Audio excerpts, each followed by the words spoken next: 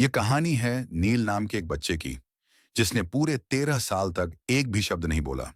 ना हंसी, ना शिकायत, ना कोई सवाल।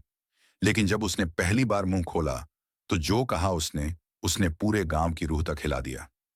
नील का जन्म एक गरीब परिवार में हुआ था। उसके परिवार की आर्थिक स्थिति ठीक नहीं थी, पर उसके माँ बाप ने उसे भरपूर प्यार दिया।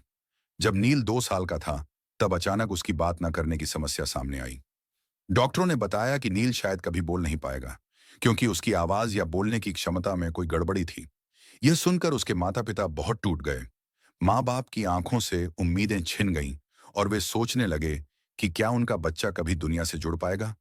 लेकिन नील की माँ ने हार नहीं मानी। वह हर दिन अपने बेटे को लेकर मंदिर जाती और भगवान से हाथ जोड़कर प्रार्थना करती। हे भगवान, मेरे बेटे को आवाज दो, उसकी चुप्पी को तोड़ दो, वह भी इस दुनिया में अपनी बातें कह सके। लेकिन दिन बीतते गए, साल बीतते गए, और नील की चुप्पी और गहरी होती गई। उसने कभी एक भी शब्द नहीं बोला। कोई हंसी नहीं, कोई रोना नहीं, बस एक गहरा सन्नाटा उसके जीवन में था। नील की दुनिया कुछ अलग थी।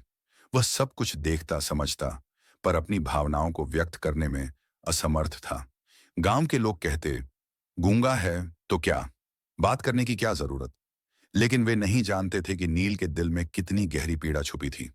नील के जीवन में सबसे बड़ा झटका तब लगा जब उसकी मां अचानक बीमार पड़ गई।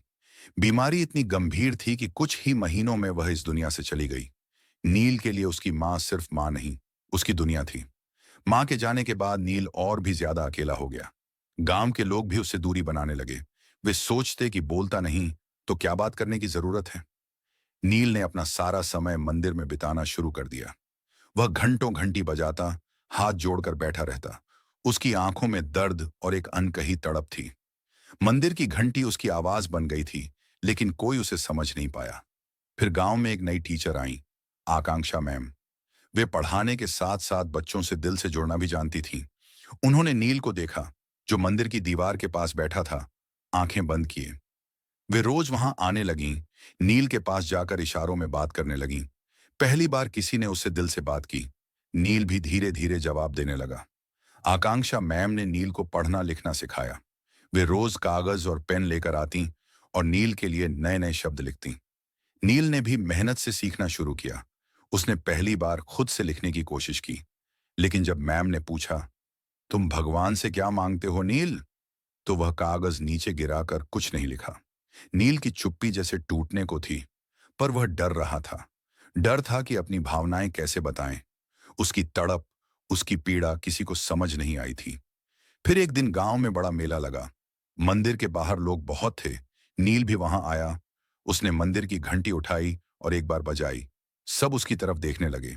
नील ने अपनी आंखें खुली, सबकी आंखों में देखा और पहली बार बोलते हुए कहा, भगवान, मेरी मां को वापस भेज दो, मुझे कुछ नहीं चाहिए। पूरे मंदिर में सन्नाटा छा गया। लोगों की सांसें थम गईं। नील की आवाज कांप रही थी, लेकिन उसके शब्दों में इतना दर्द था कि हर दिल को झकझोर दिया। एक गरीब बच्चे की मासूम दुआ ने पूरी दुनिया को हिला दिया। आकांक्षा मैम आगे बढ़ी, नील को गले लगाया और कहा, तुमने जो कहा वह शब्दों से बढ़कर था। उस दिन पूरे गांव ने महसूस किया कि नील कभी गूंगा नहीं था। उसकी चुप्पी कमजोरी नहीं थी, बल्कि एक इंतजार था, अपनी मां के लिए, अपने भगवान के लिए। नील की कहानी हमें यह सिखाती है कि कभी कभी चुप्पी में भी आवाज छिपी होती है। वह आवाज सुनने वाला होना चाहिए, समझने वाला होना चाहिए। क्योंकि एक बच्चे की चुप्पी में भी अनकहे जज्बात होते हैं, जो केवल प्यार और समझ से ही उजागर हो पाते हैं। और उस दिन नील ने सिर्फ एक वाक्य कहा, लेकिन वह वाक्य पूरे गांव की रूह तक पहुंच गया। भगवान, मेरी मां को वापस भेज दो। कभी कभी एक ही शब्द, एक ही वाक्य किसी की पूरी जिंदगी बदल देता है।